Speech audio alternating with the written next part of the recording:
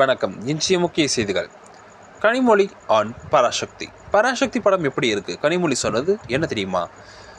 சென்னையில் பராசக்தி படம் எப்படி இருக்கிறது என்று குறித்து திமுக எம்பி கனிமொழி கருத்து தெரிவித்துள்ளார்.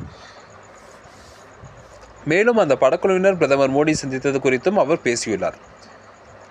இதனை பற்றி விரிவாக காண்போம். திமுக எம்பி கனிமொழி இன்று சென்னையில் செய்தியாளர்களை சந்தித்தார். சமீபத்தில் வெளியான பராசக்தி திரைப்படம் மற்றும் அந்த குழுவினர் பிரதமர் மோடி சந்தித்து குறித்து பேசிய அவர், தணிக்கை வாரியம் குறித்து ஆளுங்கட்சியின் ஆயுதமாக பயன்படுத்துவதாக குற்றம் சாட்டினார்.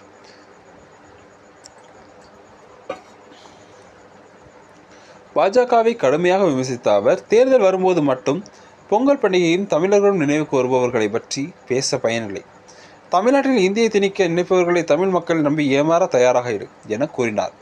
1952 கருணாநிதி வசனம் எழுதிய பராசக்தி திரைப்படமே சென்சார் காரணமாக பல பிரச்சனைகளை சந்தித்தது. தற்போது வெளியாகியுள்ள பராசக்தி திரைப்படமும் தணிக்கை வாரியத்தால் பல வெட்டுக்களை சந்தித்துள்ளது என்று அவர் தெரிவித்திருந்தார்.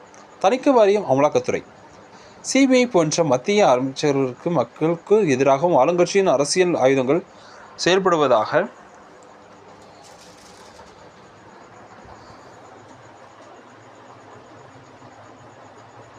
கனிமொழி தெரிவித்துள்ளார். இதுகுறித்து முதலமைச்சர் மு.க.ஸ்டாலின் ஏற்கனவே தனது கண்டனத்தை பதிவு செய்துள்ளதை அவர் நினைவுபடுத்தியுள்ளார். சுதா கொங்கரா இயக்கத்தில் சிவகார்த்திகேயன் நடித்துள்ள இப்படம் 1960களில் நடந்த இந்தி எதிர்ப்பு போராட்டத்தை அடிப்படையாக கொண்டது. தணிக்கை வாரியம் 25 இடங்களில் வெட்டுக்களை பரிந்துரைத்தது. குறிப்பாக இந்தி திணிப்பு தொடர்பான வசனங்கள், தீ பரவட்டும் போன்ற வசனங்கள் மாற்ற உத்தரவிடப்பட்டது.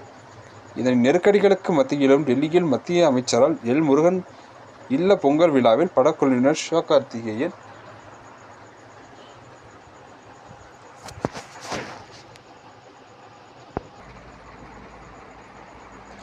நடிகர் சிவகார்த்திகேயன் டெல்லியில் மத்திய அமைச்சர் எல். முருகன் இல்லத்தில் நடைபெற்ற பொங்கல் கொண்டாட்டத்தில் பங்கேற்றார்.